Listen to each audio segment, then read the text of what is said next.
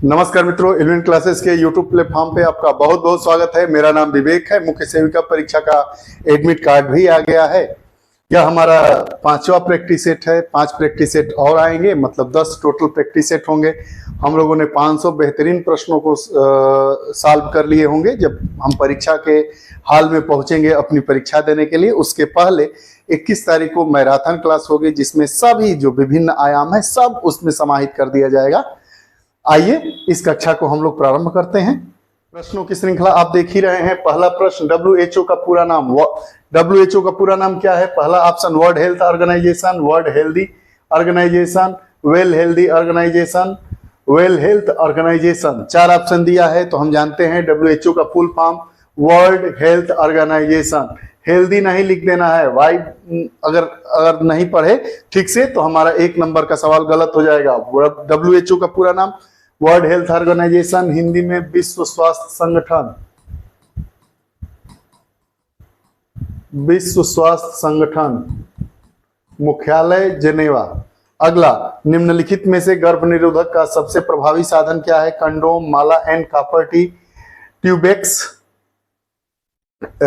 Tubectomy. यह 4 option दिया है। गर्भ निरोधक का सबसे बेहतरीन ऑप्शन क्या है इसमें से? माला एन। अगला, निम्न में से संक्रामक बीमारी का उदाहरण कौन सा है? संक्रामक बीमारी का क्षय रोग, हैजा, कुकुर खांसी, ये सभी। तो जो संक्रामक बीमारी है वो टीबी भी है। हमारे जो सांस निकलता है, सांस में से जो बूंदें आती है पानी की, उससे भी टीबी फैलता है। हैजा भी संक्रामक बीमारी है, कुकुर खांसी भी संक्रामक बीमारी है। तो इसमें हमारा ये सभी ऑप्शन सही है। हमारा अगला प्रश्न, मलेरिया रोगियों का पता लगाने हेतु की जाने वाली निष्क्रिय निगरानी से क्या तात्पर्य है?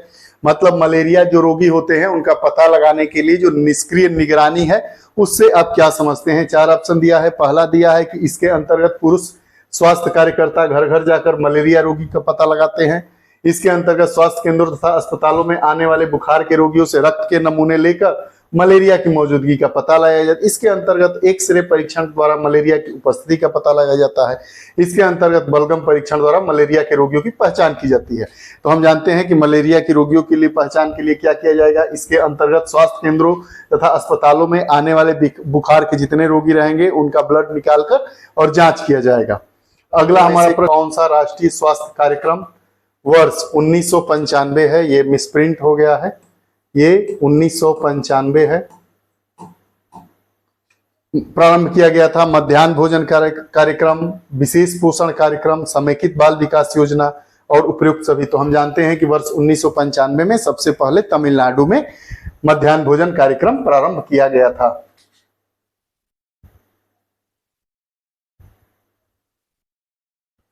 मानसिक रूप से स्वस्थ व्यक्ति की विशेषताओं में क्या क्या शामिल है? पहला, समायोजनशीलता, आत्मविश्वास, भावनात्मक स्थिरता। तो हम जानते हैं कि जो मानसिक रूप से स्वस्थ व्यक्ति हैं, स्थिर हैं, उनमें यह तीनों गुण पाए जाते हैं।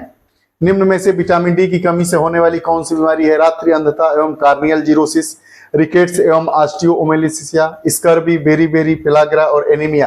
तो हम जानते हैं कि विटामिन डी की कमी से बेरी पेलाग्रा और एनीमिया रोग होते हैं। निम्न में से किस समूह को लाभार्थ सेवाएं प्रदान की जाती है? समेकित बाल विकास योजना। 4 ऑप्शन, 0 से 6 वर्ष तक के बच्चे, 30 से 35 वर्ष तक के युवा, दुग्धपान कराने वाली महिलाएं, गर्भवती महिलाएं। तो इसका ऑप्शन क्या होगा? 30 से 35 वर्ष के युवा। RNTCP का पूरा क्या नाम है? राष्ट्रीय कुष्ठ रोग निवारण कार्यक्रम, संशोधित राष्ट्रीय क्षय रोग नियंत्रण कार्यक्रम, राष्ट्रीय एड्स नियंत्रण कार्यक्रम, राष्ट्रीय मलेरिया नियंत्रण कार्यक्रम। तो हम जानते हैं कि RNTCP का पूरा नाम संशोधित राष्ट्रीय क्षय रोग नियंत्रण कार्यक्रम है।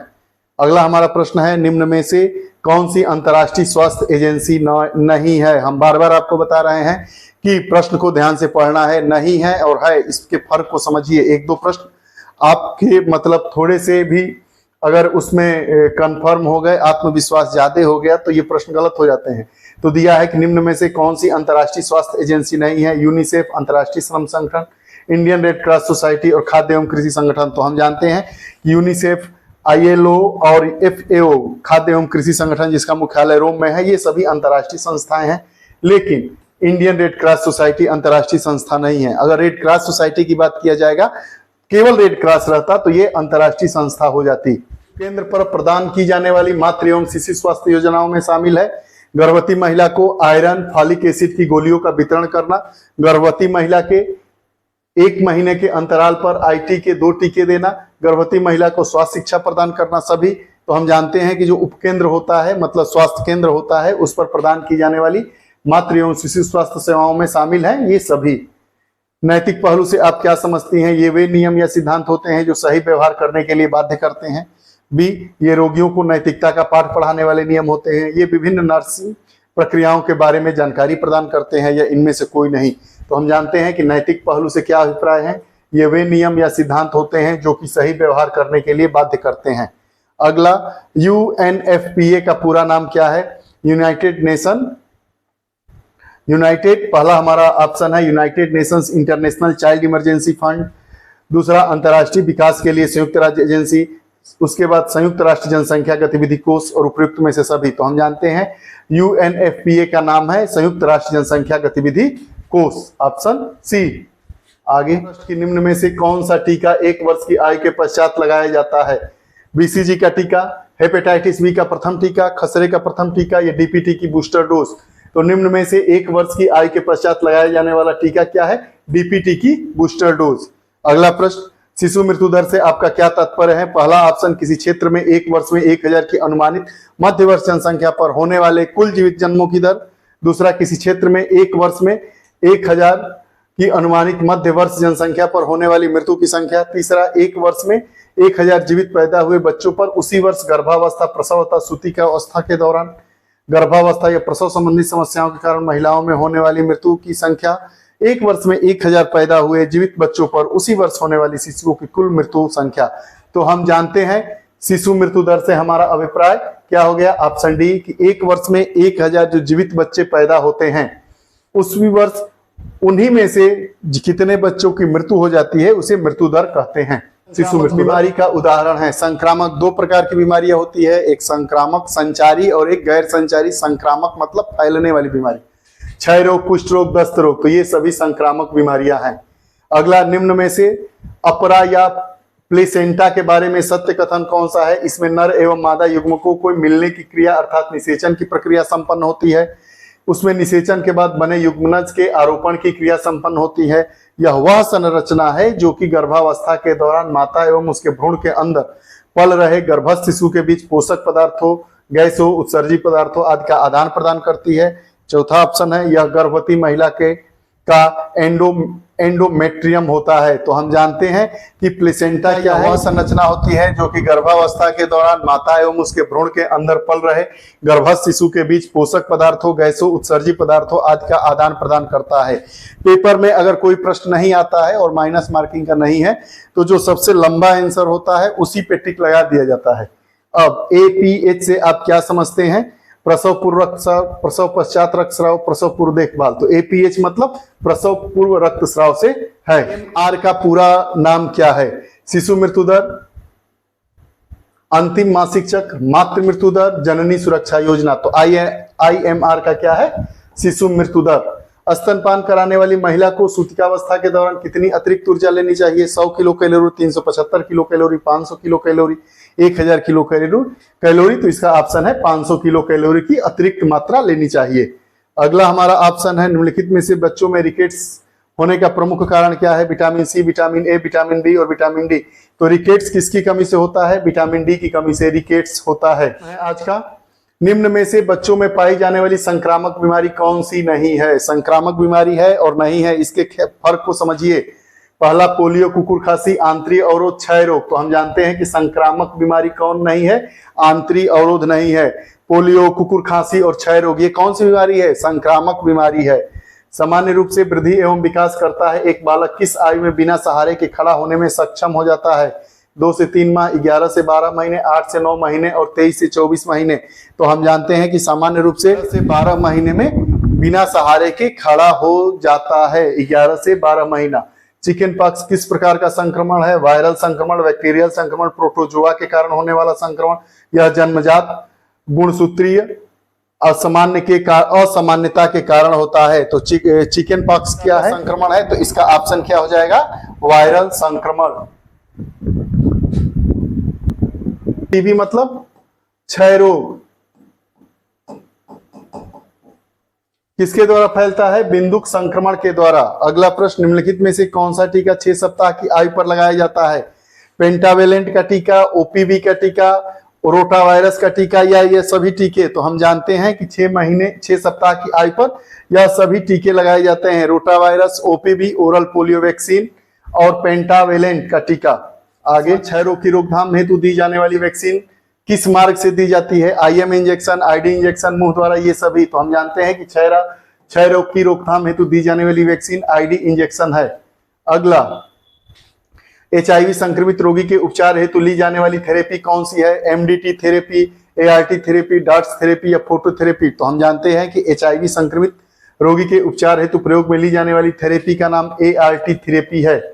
अगला, निम्नलिखित में से कौन सा श्वसन तंत्र संबंधी संक्रमण है? ब्रोंकाइटिस, क्षय रोग, निमोनिया या ये सभी? तो हम जानते हैं कि श्वसन तंत्र से संबंधित यह सभी रोग हैं। डिप्थीरिया का संचारण मुख्य रूप से किस मार्ग द्वारा होता है? डिप्थीरिया का संचारण बच्चों में किस मार्ग के द्वारा होता है? 4 ऑप्शन, शराब के अत्यधिक सेवन से, बिंदुक संक्रमण, असुरक्षित यौन संबंध, रोगाणु के घाव में प्रवेश। तो डिप्थीरिया का संचारण बच्चों में बिंदुक संक्रमण के द्वारा होता है। एचआईवी संक्रमण निम्नलिखित में से किस तरीके से होता है? हवा में उपस्थित रोगवाहक के द्वारा, प्रोटोजोआ के कारण, असुरक्षित यौन संबंध, उपयुक्त में से कोई नहीं। तो जो एचआईवी का संक्रमण होता है वो असुरक्षित यौन संबंध द्वारा फैलता है। अगला, इम्यूनिटी का क्या अर्थ है? रोग प्रतिरोधकता, टीकाकरण, विसंक्रमण, रोकथाम। इम्यूनिटी मतलब हमारे रोग प्रतिरोधकता कितनी है, कोई भी रोग आता है तो उसको सहन करने की क्षमता हमारे शरीर में कितनी है, उसी को इम्यूनिटी कहते हैं। तो इसका पहला ऑप्शन होगा रोग प्रतिरोधकता। उद्भव अवधि सबसे ज्यादा होती है? हैजा, एड्स, क्षय रोग, खसरा। तो इसमें ऑप्शन क्या है? हैजा। अगला, खसरे की प्रथम खुराक कब लगाई जाती है? जन्म के समय, 6 सप्ताह की आयु में, 9 माह की आयु में? तो हम जानते हैं कि खसरे की प्रथम खुराक 9 माह की आयु में लगाई जाती है।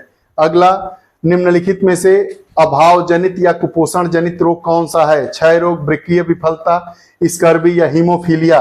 तो हम जानते हैं कुपोषण जनित रोग है क्षय रोग, वृक्कीय विफलता, स्कर्वी और हीमोफीलिया। तो क्षय रोग टीबी है, यह बिंदुक संक्रमण के द्वारा फैलता है। वृक्कीय विफलता, किडनी आपकी विफल हो गई। स्कर्वी, तो इसमें ऑप्शन क्या होगा? स्कर्वी। व्यक्ति के स्वस्थ रहने के लिए क्या आवश्यक है? व्यक्तिगत स्वच्छता को बनाए रखना, पर्यावरणीय स्वच्छता को बनाए रखना, या ए और बी दोनों, या उपयुक्त में से कोई नहीं? तो हम जानते हैं कि व्यक्ति के स्वस्थ रहने के लिए व्यक्तिगत स्वच्छता को बनाए रखना और पर्यावरणीय स्वच्छता को बनाए रखना दोनों आवश्यक है, इसलिए हमारा ऑप्शन सी सही है। हाइजीन का से क्या आप समझते हैं? स्वच्छता, प्रदूषण, टीकाकरण, अच्छा कार्य। हाइजीन का मतलब स्वच्छता। आगे, निम्नलिखित में से मच्छर द्वारा संचारित रोग कौन सा है? मलेरिया, डेंगू, फाइलेरिया, ये सभी? तो मच्छर द्वारा संचारित रोग कौन सा है? फाइलेरिया भी होता है, मलेरिया भी होता है और डेंगू भी होता है। शरीर की आहार नाल के किस भाग में भोजन का पूर्ण पाचन होता है? तो हम जानते हैं कि 2 आंतें होती है, बड़ी आंत और छोटी आंत। तो जो व्यक्ति के आहार का अंतिम पाचन होता है, पूर्ण पाचन जिसे कहते हैं, वो छोटी आंत में होता है। निम्न में से मानसिक अस्वस्थता का क्या लक्षण है? वातावरण के साथ समायोजन का अभाव, आत्मविश्वास की कमी, अनियमित जीवन या उपयुक्त सभी? तो हम जानते हैं कि जब मानसिक अस्वस्थता रहेगी तो ये तीनों कारक हम में मौजूद रहेंगे, इसलिए ऑप्शन डी इसका सही है। निम्नलिखित में से कौन सी बीमारी विटामिन बी की कमी से होती है? एनीमिया, रिकेट्स, जनन क्षमता में कमी, ऑस्टियोमलेशिया है। एनीमिया मतलब विटामिन बी की कमी से होने वाला रोग। हम जानते हैं कि 2 प्रकार के विटामिन होते हैं, एक जल में घुलनशील, एक वसा में घुलनशील। तो जल में घुलनशील विटामिन बी और सी है, वसा में घुलनशील विटामिन ए, डी, ई, के है। ये इससे भी प्रश्न पूछे जाने की संभावना है, ये बार बार पूछता है। आगे रूप से किसके अच्छे स्रोत है? जो हम लोग फल खाते हैं वो किसके स्रोत है? प्रोटीन के, कार्बोहाइड्रेट के, विटामिन एवं खनिज लवण के, उपयुक्त में से कोई नहीं? तो हम जानते हैं कि फल विटामिन एवं खनिज लवण के अच्छे सोर्स हैं। प्रोटीन किन छोटी छोटी इकाइयों से मिलकर बने होते हैं? ग्लूकोज से, विटामिन ए से, अमीनो अम्ल से और प्लाज्मा से। तो हम जानते हैं कि प्रोटीन अमीनो अम्ल की छोटी छोटी इकाइयों से मिलकर बना होता है। अमीनो अम्ल की छोटी छोटी इकाइयों से मिलकर क्या बनता है? तो प्रोटीन बनता है। प्रश्न को 2-3 बार घुमा के याद करिए। डायबिटीज के दौरान रक्त ग्लूकोज स्तर क्या होता है? डायबिटीज मतलब शुगर, सामान्य से कम होता है, सामान्य से अधिक होता है, अनुपस्थित रहता है, कभी कम या कभी ज्यादा होता है। तो जो डायबिटीज होता है उसके दौरान हमारा रक्त ग्लूकोज मतलब रक्त में ग्लूकोज की मात्रा क्या हो जाती है, सामान्य से अधिक हो जाती है। अगला हमारा प्रश्न है, निम्नलिखित में से सुमेलित करना है स्तंभ 1 स्तंभ 2। इसमें 5 सवाल है, सही मिलान करना है स्तंभ 1 का स्तंभ 2 से। WHO world health organization, UNICEF, FAO खाद्य वाला है। उसके बाद DANIDA अस्थि भंग, तो किसका मुख्यालय कहाँ है या कौन किससे संबंधित है, तो WHO का मुख्यालय कहाँ है, जिनेवा में है। यूनिसेफ का मुख्यालय कहाँ है, न्यूयॉर्क में है। FAO का मुख्यालय कहाँ है, कृषि एवं कृषि संगठन जो है रोम में है। ये DANIDA इसका मुख्यालय कहाँ है, कोपेनहेगन में है। और अस्थि भंग मतलब क्या होता है, सदमा। ये हमारा ऑप्शन हो गया, 4 ऑप्शन दिया है, तो पहला हमारा जो ऑप्शन है 3, 5, 1, 2, 4 ये हमारा क्या हो गया, सही हो गया। पोषण क्या है, पहला ऑप्शन हमारा है अंतर्ग्रहण, पाचन, अवशोषण और शरीर द्वारा भोजन तथा द्रवों को प्रयोग करने की अनेक प्रक्रिया। दूसरा वसा, प्रोविजिन, शर्करा और खनिज। तीसरा फल और सब्जियां। चौथा अनाज व दाल।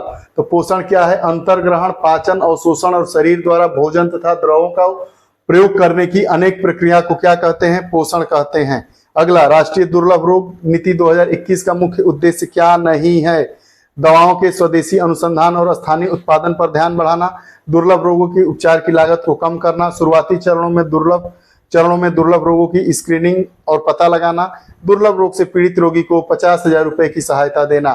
तो जो हमारा राष्ट्रीय दुर्लभ रोग नीति 2021 का प्रमुख उद्देश्य क्या है, इसमें पैसा नहीं दिया जाएगा, बाकी सब चीजें होंगी। तो हमारा ऑप्शन डी गलत है, मतलब ये इससे संबंधित नहीं है, ठीक, इसका उद्देश्य नहीं। देखिए यूनिसेफ का मुख्यालय कहाँ है, यूनिसेफ का मुख्यालय कहाँ है, 4 ऑप्शन दिया है, पेरिस, जयपुर, न्यूयॉर्क और हैदराबाद। तो हम यूनिसेफ का मुख्यालय जानते हैं कहाँ है, न्यूयॉर्क में है। प्रत्येक वर्ष किस तिथि को विश्व जनसंख्या दिवस मनाया जाता है, 11 जुलाई, 15 जुलाई, 10 जुलाई और 11 जून। तो विश्व जनसंख्या दिवस 11 जुलाई को मनाया जाता है। अगला आज का अंतिम प्रश्न, रेड क्रॉस की स्थापना कब हुई थी, 1863, 75, 81 और 901। 1901। तो हम जानते हैं रेड क्रॉस की स्थापना वर्ष 1863 में हुई थी। ये हमारा 5वां प्रैक्टिस सेट था। अब 3 दिन 2-2 प्रैक्टिस सेट आएंगे, उसके बाद एक मैराथन क्लास आएगी। हम आप लोगों को, हमारी टीम के तरफ से आप सभी को शुभकामनाएं। आप खूब जी जान लगा के पूरे सिलेबस को 2-3 बार रिवाइज कर डालिए, और इसके अलावा भी जहां कहीं से आपको मैटर मिलता है उसको भी ध्यानगत रखिए, लेकिन नया मत ढूंढिए, पुराने को ही बार बार रटिए। अगर आपको हमारी कक्षा अच्छी लगती है तो कृपया कमेंट बॉक्स में अपने विचार जरूर दें। फिर अगली कक्षा के साथ उपस्थित होंगे, तब तक के लिए बहुत बहुत धन्यवाद, नमस्कार।